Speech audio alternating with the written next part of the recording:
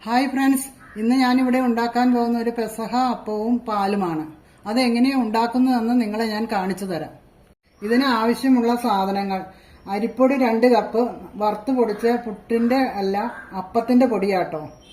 ഉഴുന്ന് 1/4 കപ്പ്, ജീരകം ഒരു 1/2 ടീസ്പൂൺ, വെളുത്തുള്ളി ചുവന്നുള്ളി ഒരു 5-6 കഷ്ണം, പിന്നെ തേങ്ങ നന്നായിട്ട് എടുക്കാം. ഞാൻ ഒരു തേങ്ങ എടുത്തിട്ടുണ്ട്, ചെറിയ ഇടത്തരം തേങ്ങ ചിരണ്ടി എടുത്തിട്ടുണ്ട്. അത് കഴിഞ്ഞിട്ട് ഈ ഉഴുന്ന് നന്നായിട്ട് ചുമന്ന് വറക്കണം. ഇത് വറുത്ത് കഴിഞ്ഞിട്ട് നിങ്ങളെ ഞാൻ കാണിച്ചു തരാം. ഉഴുന്ന് നന്നായിട്ട് ചുമക്കെ വറുത്ത് നൈസായിട്ട് പൊടിച്ചെടുത്തേക്കണതാണ്. അത് ഈ പൊടിയിലേക്ക് ഇടുക. ഇട്ടിട്ട് നന്നായിട്ട് കൈകൊണ്ടൊന്ന് മിക്സ് ചെയ്യും. അത് കഴിഞ്ഞ് കുറച്ച് ഉപ്പിടുക.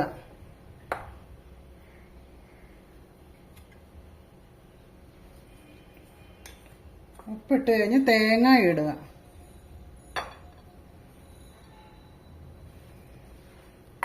തേങ്ങ ഞാൻ നന്നായിട്ട് ഇട്ടിട്ടുണ്ട് കേട്ടോ.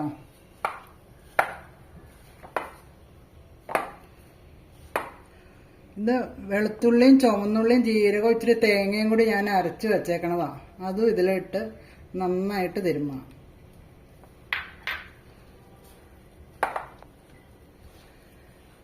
അത് കഴിഞ്ഞ് ആവശ്യത്തിന് വെള്ളം ഒഴിച്ച് ഇത് ലൂസാക്കി എടുക്കുക നന്നായിട്ട്. ഇത് പുഴുങ്ങിയാണ് എടുക്കണത്. ഇത് കർത്താവിൻ്റെ ലാസ്റ്റ് സപ്പറാണ്. ഇത് ഞങ്ങൾ ഈ പെസഹ വ്യാഴാഴ്ച മാത്രമേ ഇതുണ്ടാക്കുള്ളൂ. നല്ല ശുദ്ധിയായിട്ടാണ് ഇതുണ്ടാക്കുന്നത്. ഇതുണ്ടാക്കി കഴിഞ്ഞ് ഇത് രാത്രി ഞങ്ങൾ പ്രാർത്ഥനയൊക്കെ കഴിഞ്ഞ് ഇത് എല്ലാവരും മുറിച്ച്, വീട്ടിലെ അപ്പയായിരിക്കും ഇതൊക്കെ മുറിച്ച് എല്ലാവർക്കും തരണത് വായിൽ വെച്ച്. ഇത് ഞങ്ങൾ കൊല്ലത്തിലൊരിക്കൽ മാത്രമേ ഉണ്ടാക്കുള്ളൂ എന്ന് ഞാൻ പറഞ്ഞല്ലോ.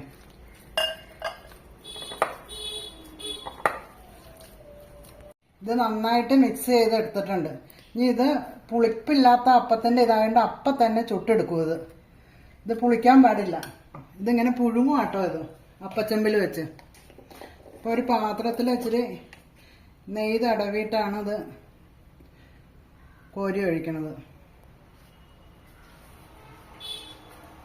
ഇതിൽ നന്നായിട്ട് നെയ്യൊക്കെ തടവിയിട്ടുണ്ട്. ഇനി ഇതിലോട്ട് കോരി ഒഴിക്കുക. ഞാൻ ഭയങ്കര നൈസായിട്ടാട്ടോ ഈ അപ്പം ഉണ്ടാക്കണേ, കട്ടിയിലുണ്ടാക്കൂല ഞാൻ. ഇനി ഇതിൽ കുരിശിടും.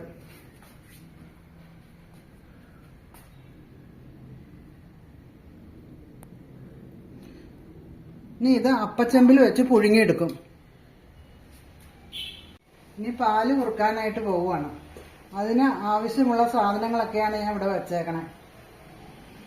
2ാം പാല് ഒഴിക്കുക.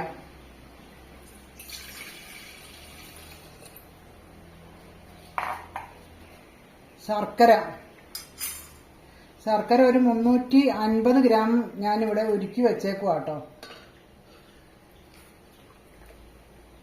ഇനി ഇതിലേക്ക് 2 സ്പൂൺ അരിപ്പൊടി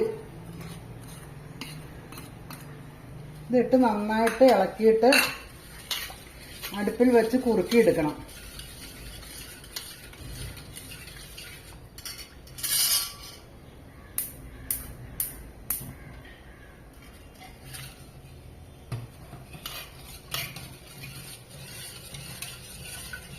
പാല് നന്നായിട്ട് കുറുകി വന്നിട്ടുണ്ട്. അതിലേക്ക് ആദ്യത്തെ പാൽ ഒഴിക്കുക.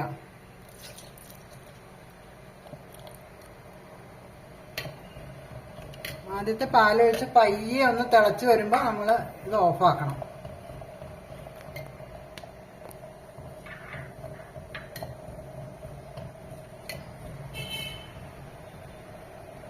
ഇത് പയ്യെ തിളച്ച് വന്നിട്ടുണ്ട്. അതിലേക്ക് 1 കഷ്ണം ചുക്കും കുറച്ച് ജീരകവും കുറച്ച് ഏലക്കായും കൂടി പൊടിച്ചത് ഇടണം.